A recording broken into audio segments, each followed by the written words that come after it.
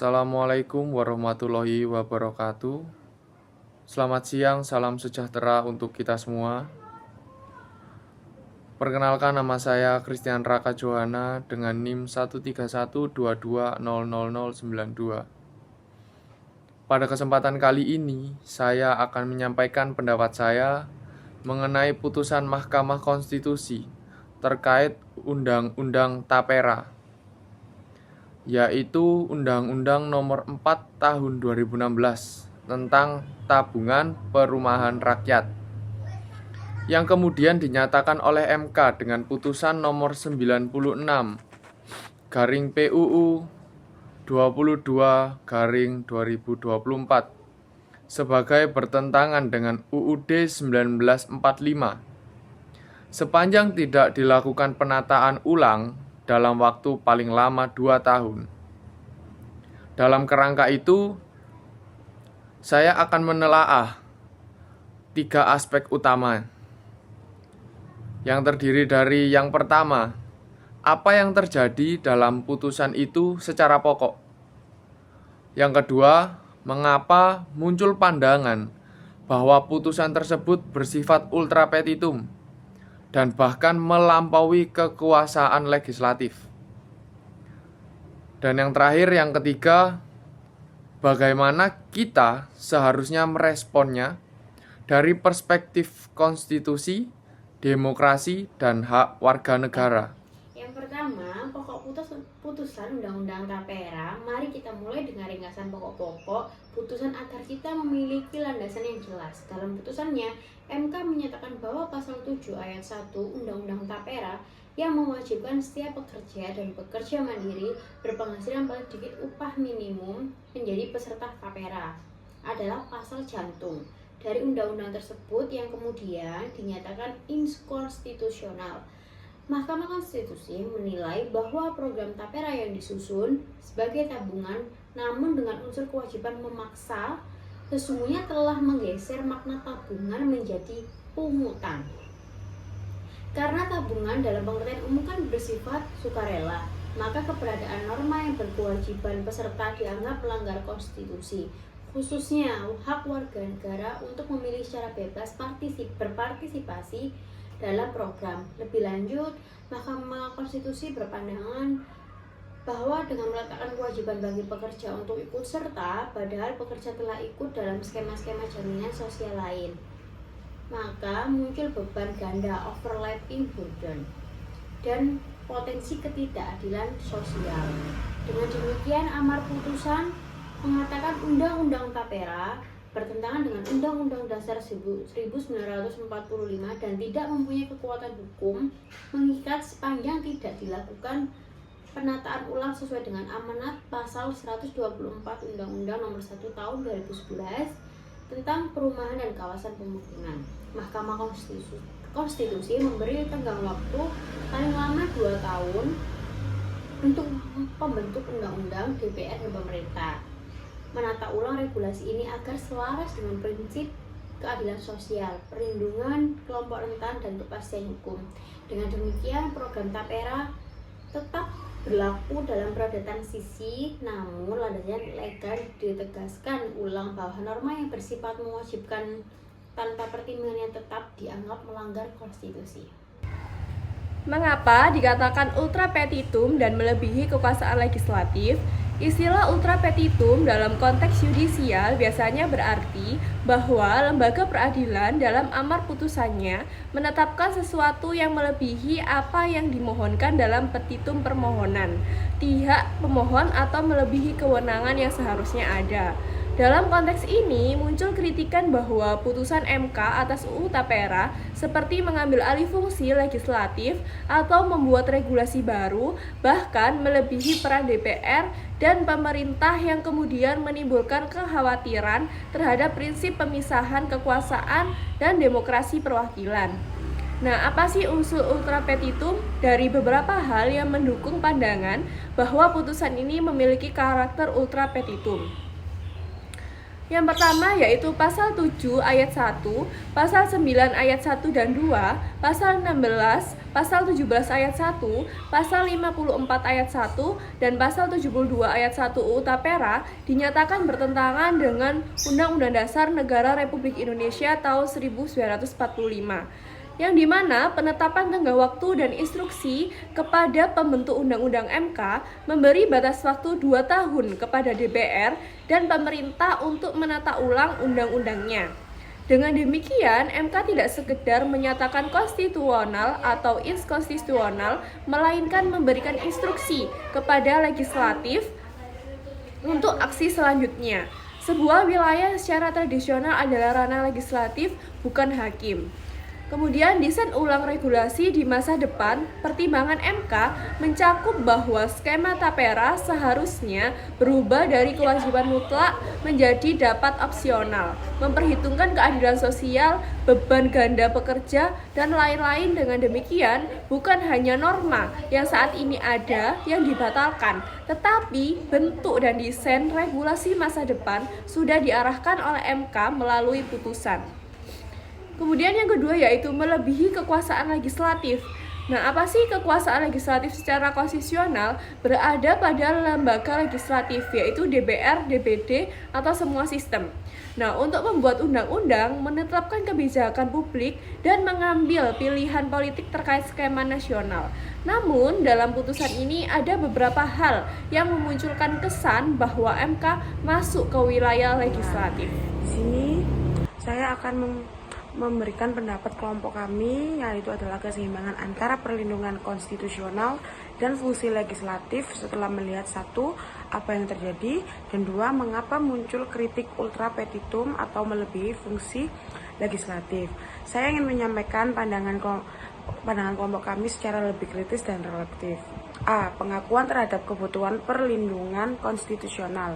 Pertama-tama, kita harus mengakui bahwa putusan MK ini memiliki aspek yang sangat positif dan diperlukan. Pertama, ada program Tapera sebagai tabungan perumahan yang bersifat wajib memang menimbulkan persoalan konstitusional.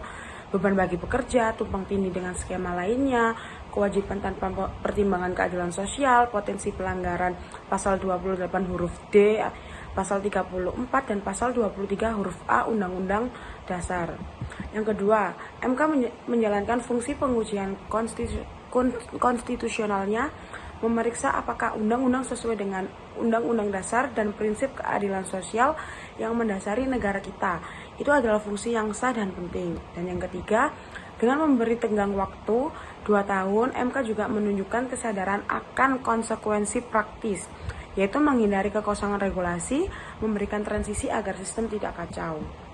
Dengan demikian, kami sepakat bahwa intervensi yudisial dalam konteks ini dapat dibenarkan, terutama untuk melindungi hak-hak konstitusional warga yang mungkin terabaikan oleh proses legislatif atau birokrasi yang lambat. B. Namun perlunya menjaga batas-batas kewenangan. Dengan demikian, kami juga yakin bahwa kritik terhadap dimensi ultra petitum atau melewati kekuasaan legislatif tidak bisa diabaikan.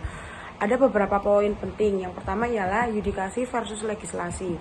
Sebaiknya hakim konstitusi membatasi diri pada pengujian apakah undang-undang sesuai dengan konstitusi, dan dalam hal ditemukan pelanggaran menyatakan inkonstitusional secara keseluruhan atau sebagian, memberi efek hukum dan memberi pedoman umum, tapi bukan kemudian menetapkan secara rinci bagaimana undang-undang baru harus berbentuk atau menetapkan mekanisme operasional kebijakan.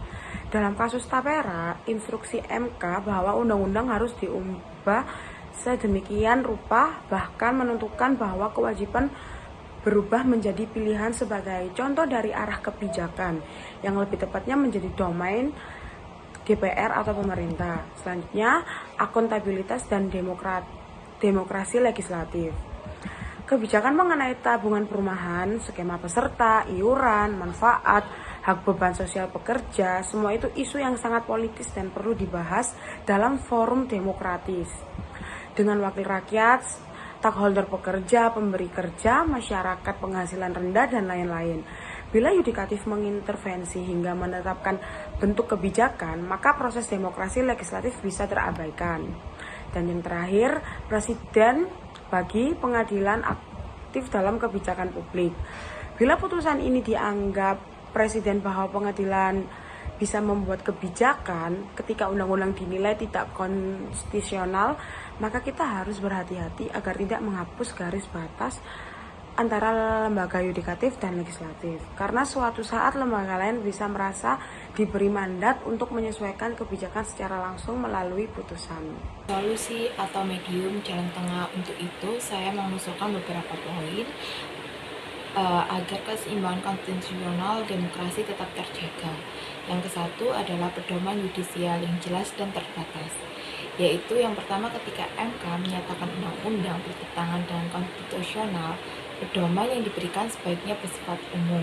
Misalnya, norma harus memperhitungkan beban pekerja, skema wajib harus diberi pilihan, skema tidak boleh menimbulkan beban ganda, tanpa menetapkan persis kata wajib sampai dapat. Yang kedua adalah dengan demikian DPR dan pemerintah tetap memiliki ruang legislasi untuk merumuskan kebijakan spesifik berdasarkan mandat yudisial, namun dengan diskusi demokratis.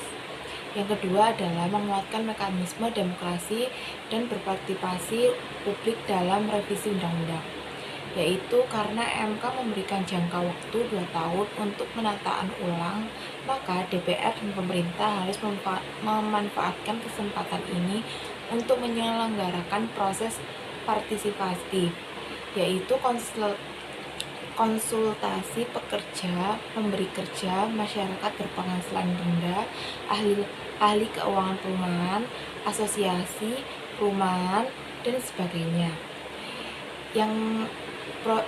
Yang ketiga adalah proses legislasi revisi Undang-Undang Tapera harus transparan dan mempertimbangkan aspek beban keuangan pekerja, akses masyarakat rendah, tumpang tindih regulasi, dan skema alternatif.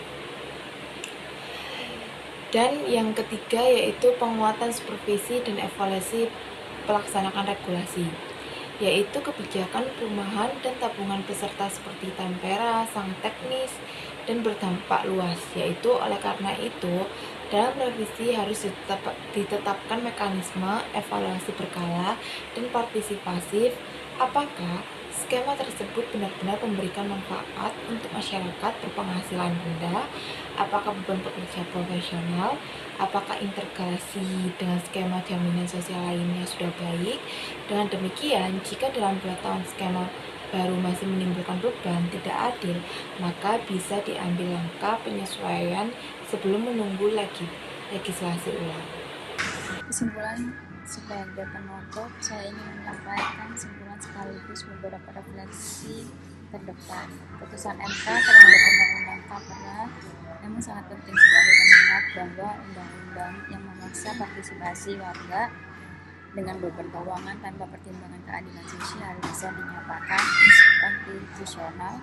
Hal ini memperkuat posisi hak warga negara dan prinsip negara,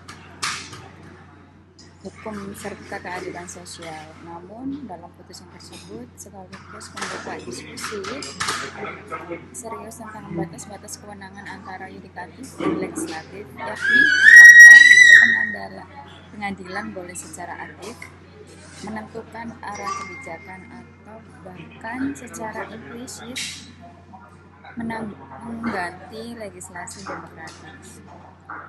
Bagi kita sebagai akademisi, praktisi, dan warga negara aktif juga, tugas kita adalah memastikan bahwa revisi undang-undang, dalam hal ini Undang-Undang Tapera, dilaksanakan dengan prinsip demokrasi, partisipasi publik, akuntabilitas, dan keadilan sosial. Kita harus mendorong agar kebijakan tidak hanya dibuat secara teknis, melainkan juga secara substantif, memperhatikan beban masyarakat, kelompok rentan, dan hak atas hunian layak. Di masa depan, lebih baik jika putusan-putusan konstitusi memberikan kerangka yang jelas namun menyerahkan data kebijaksanaan kepada lembaga demokrasi yaitu DPR dan pemerintah, dengan tetap dilakukan pengawasan judisial apabila timbul pelanggaran konstitusi. Demikian pendapat saya mengenai putusan Undang-Undang Tapera yang dalam beberapa kalangan dianggap ultra petitium atau melebihi fungsi legislatif. Semoga pembahasan ini bisa menjadi bahan refleksi dan aksi konstruksi dalam upaya kita membangun sistem hukum dan kebijakan yang lebih adil dan demokrasi dan konstitusional. Terima kasih atas perhatian Anda semua. Wassalamualaikum warahmatullahi wabarakatuh.